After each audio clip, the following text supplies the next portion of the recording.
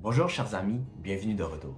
Aujourd'hui, nous continuons notre discussion sur la mémoire en explorant son fonctionnement et les différentes parties du cerveau impliquées dans le processus.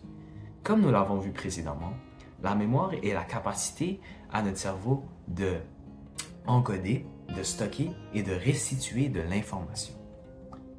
Nous pouvons donc en déduire les trois étapes de la mémorisation: l'encodage, le stockage et la récupération. Durant l'encodage, notre cerveau capture les images, les sons, les informations, le sens, les émotions, bref, tout ce qu'on perçoit et qui attire notre attention. Par la suite, il traduit tous ces stimuli en langage neurologique pour que notre système cognitif puisse la traiter et la stocker. Durant le stockage, notre cerveau relie les différents bouts de langage neurologique traduits à l'étape de l'encodage et les relie en un seul motif de connexion associé.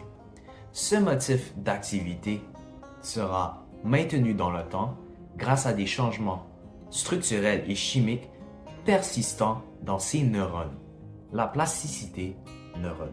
Finalement, la récupération.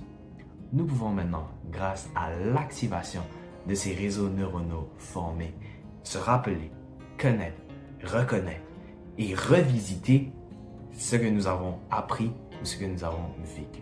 Ces trois étapes doivent avoir lieu pour graver un souvenir à long terme qui pourra être restitué. Donc, la mémorisation résulte d'une modification des connexions entre les neurones, appelées synapses. Ces connexions peuvent être renforcées par la répétition et l'usage, ce qui facilite la récupération de l'information à l'avenir. Ce processus est connu sous le nom de plasticité synaptique. Donc, lorsqu'on se souvient, on cherche à réactiver ce souvenir, ce réseau de connexions neuronales éparpillé dans tout le cerveau. C'est pour ça que durant des examens d'imagerie par résonance magnétique, on peut voir différentes parties du cerveau s'illuminer quand quelqu'un se remémore quelque chose.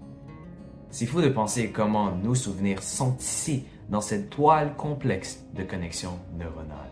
Mais comment est-ce que ces milliers de petits bouts d'activité neuronale non liés deviennent un souvenir constitué d'un réseau neuronal connecté qu'on stocke et qu'on restitue?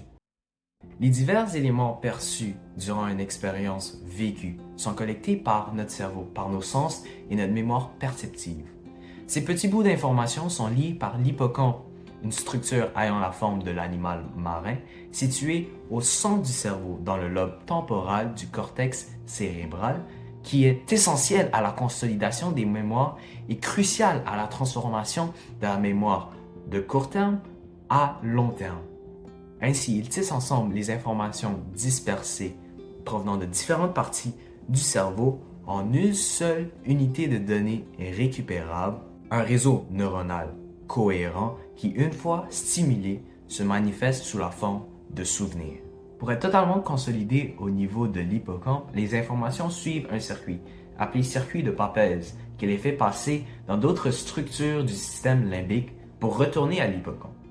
Ces informations finiront par devenir des souvenirs à long terme, cessant de refaire le circuit de Papez et quittant définitivement l'hippocampe pour être encodés dans d'autres régions du cortex, spécifiques au système sensoriel. Cela dure à peu près 2 ans. Cependant, il n'y a pas seulement l'hippocampe qui est impliqué dans le fonctionnement de la mémoire. Voyons ensemble quelques autres parties. Dans la mémoire perceptive, le cortex occipital joue un rôle important en collectant les informations et les sensations reçues de l'environnement par nos sens. Le lobe frontal, en particulier le cortex préfrontal, est considéré comme le siège des différentes mémoires à court terme, pour retenir, stocker temporairement et manipuler l'information. Dans le lobe temporal, l'aire temporale inférieure joue un rôle dans la mémoire sémantique, stockant les connaissances générales et les informations. Elle implique aussi les lobes pariétaux. L'hippocampe et le lobe frontal sont cruciaux dans la mémoire épisodique. Les cortex préfrontaux gauche et droite sont impliqués dans l'encodage et la récupération. Les ganglions de la base et le cervelet, partie du cerveau responsable de la coordination des mouvements et l'apprentissage moteur, sont impliqués dans la mémoire procédurale. Finalement, l'amygdale est une autre structure du cerveau cruciale à la mémoire. Il travaille avec l'hippocampe pour coder les souvenirs émotionnels.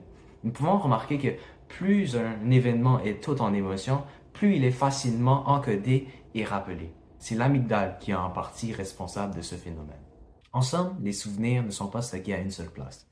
Au contraire, ils semblent être tissés dans une toile neuronale interconnectée, un réseau dynamique qui évolue sans cesse. Les informations sont distribuées et stockées de manière diffuse avec des connexions synaptiques qui sont formées et renforcées au fil du temps. Ainsi, lorsque nous rappelons un souvenir, notre esprit orchestre une symphonie complexe d'activités neuronales pour reconstruire l'expérience originale. Le fonctionnement de la mémoire est incroyablement complexe. Or, comprendre son fonctionnement est la première étape pour améliorer nos capacités d'apprentissage et de mémorisation, puisque c'est en comprenant comment ça fonctionne qu'on peut apprendre à optimiser le fonctionnement.